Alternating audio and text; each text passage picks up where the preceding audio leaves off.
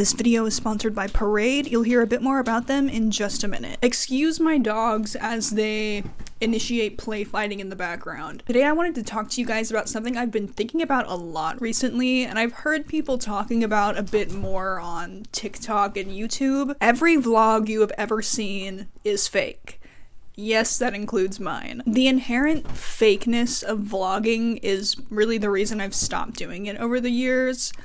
Every once in a while I find it in me to put out another one, but for the most part I just can't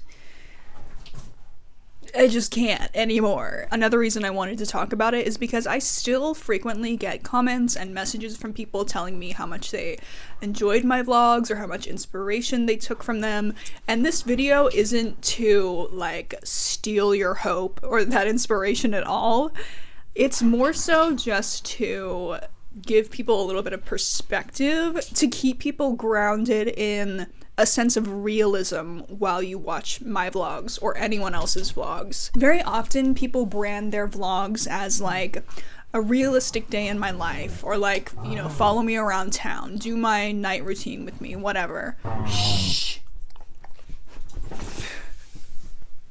Okay. These are at best kind of a parody of reality. The most authentic and down-to-earth vlog you have ever seen was still not real, because as soon as you pull out a camera, everything you do in front of it becomes inauthentic. Whatever you're doing, you're not doing it for the sake of doing it, you're not doing it for yourself, you're doing it for the lens, you're doing it for an audience. And that's not necessarily a bad thing. I do think there are a lot of positives to vlogging, and I still enjoy watching many vloggers. I just think the way that vlogs are presented often gives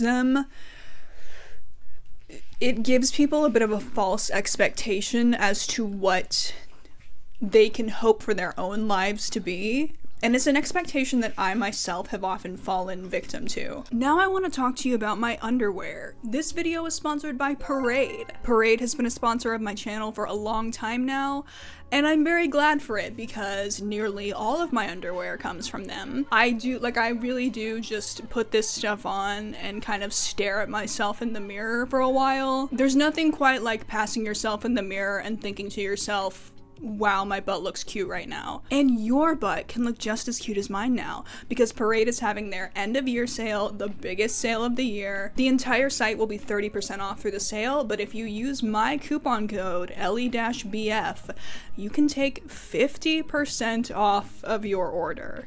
50%. Recently, Parade did a huge restock of their Replay collection, one of my favorite fabrics from the site. My favorite item from the Replay collection is the Replay Brief. This one is in the color Premium Plum. Super soft, super comfortable, and very flattering.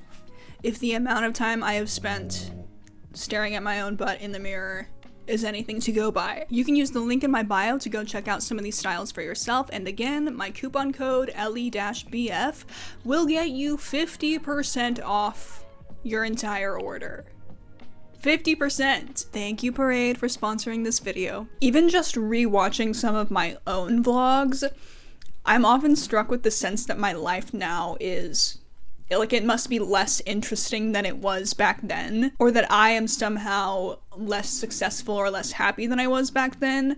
And I have to remind myself that while I was filming these vlogs, that was not my everyday life, right? I would pick the most interesting day to show to my audience on YouTube. I was handpicking the most interesting moments from the best views and the best lighting, etc., etc. And this fixation of making everything look as fun or as interesting or as deep or as pretty as it can be is what ruins the authenticity of the moment. So when I look back at a vlog of myself going to a creek, it looks really good on camera maybe, but I don't really have memories of myself going to the creek that day and just laying in the sun and enjoying the water. I have memories of pulling all my gear out, setting everything up, looking for the spot with the prettiest view, filming a few different spots to see which one is the best, making sure the lighting is good, and am I centered in front of the lens, and should I face this way so the sun is on my face, or should it be behind me? And so the moment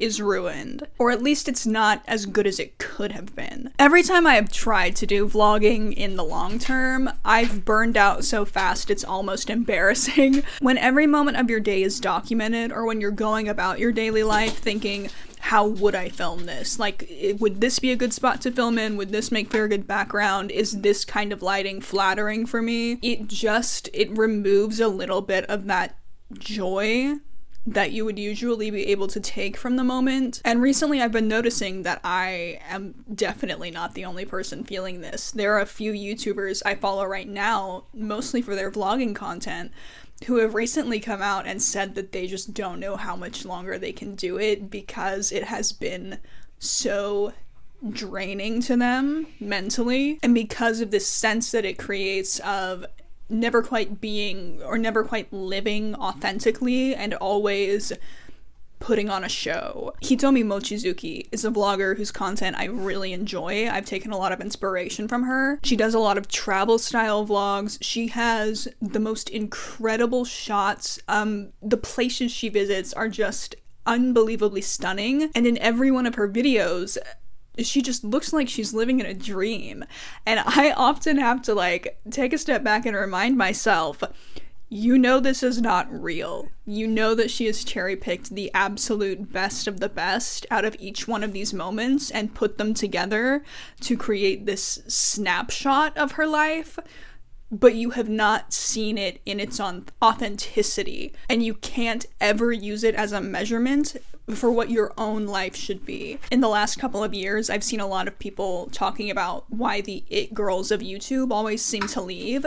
The it girls usually being people like Emma Chamberlain, former vlogging queen of YouTube. And as much as I loved watching videos from people like that, whenever I see them taking a step back from their socials or even giving up on them entirely, I can't help but feel a little hyped for them, because I know what they're feeling and I know how freeing it must be for them to finally just give that up, despite how much pressure they may feel to keep doing it, despite how much money they may be making from it. I do wonder how much more dissatisfied people my age, and especially women my age, may be with their lives because of the amount of time we spend seeing only the best of other people's lives. And it certainly doesn't help that the vlogs we watch are very often from people who are already quite wealthy or who already lived very unusual lives that are maybe unattainable for the average person. And unfortunately, as with many of my other problems, I think the solution to this is just to put down that damn phone.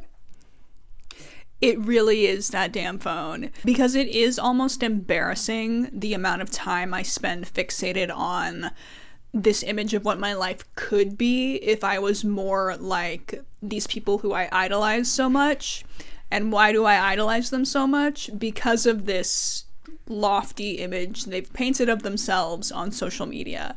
And again, that's not to say that I think vlogging is all bad. I think if we can maintain a healthy degree of separation from it, if we can really manage the amount of time we expose ourselves to it, I think they can be a great source of inspiration. I see vlogging now more as a useful storytelling tool. Like, it will never be an accurate portrayal of anyone's truth, of the truth of their everyday life, but it can be used to inspire, it can be used to entertain, it can be used to help people even set goals for themselves, maybe. You know, maybe I won't ever be this wealthy, young, single woman who spends all of her free time traveling the world, seeing the most beautiful and exotic places. But maybe it can encourage me to just spend some more time outside, and even in the future to work towards, you know, planning a fun little vacation here and there. I see a lot of people becoming disenchanted with social media lately, and not just creators who have been, you know,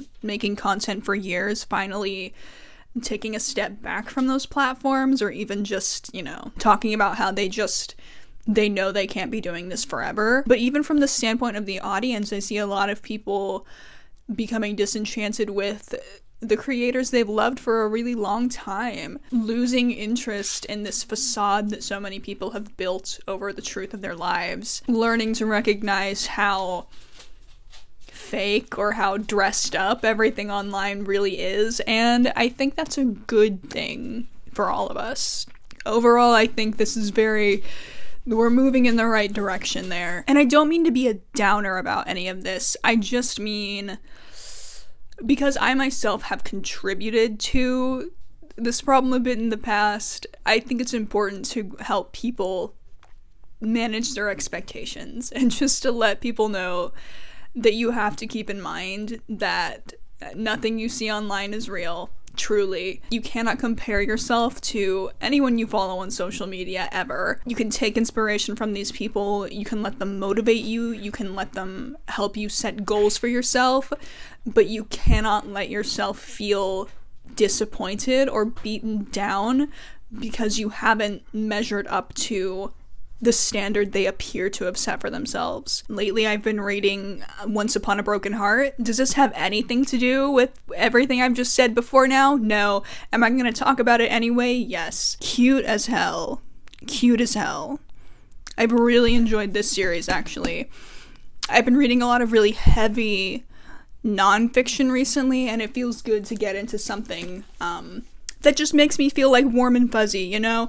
I've also been trying to get through the Throne of Glass series, not enjoying that one quite as much, to be honest. I just finished Heir of Fire, though, and I've heard that one is like the real low point of the series, so I'm hoping if I can just get over this hump, and the rest of it will be smoother sailing. But thank you so much for listening to my rambling about all of this. I have very much lost interest in sitting down in front of a camera and making myself talk about anything that I am not 100% interested in talking about. I'm just not interested in like cherry picking subjects that I think will perform well on the algorithm anymore. I really just want to be able to sit down and give you my most authentic thoughts. And this is what I've been thinking about lately, so thank you so much for allowing me to share them with you. I do hope you enjoyed this little video. Let me know what your thoughts are about all of this. Let me know what your thoughts are about all of this. And if Throne of Glass really does pick up after this point, please, God, please tell me it does. I've got like 5 books left to go. Oh my god. Thank you again to Parade for sponsoring this video and for paying my car insurance bill this month. Thank you so much. I hope you have a wonderful day, and I'll see you again later. Bye.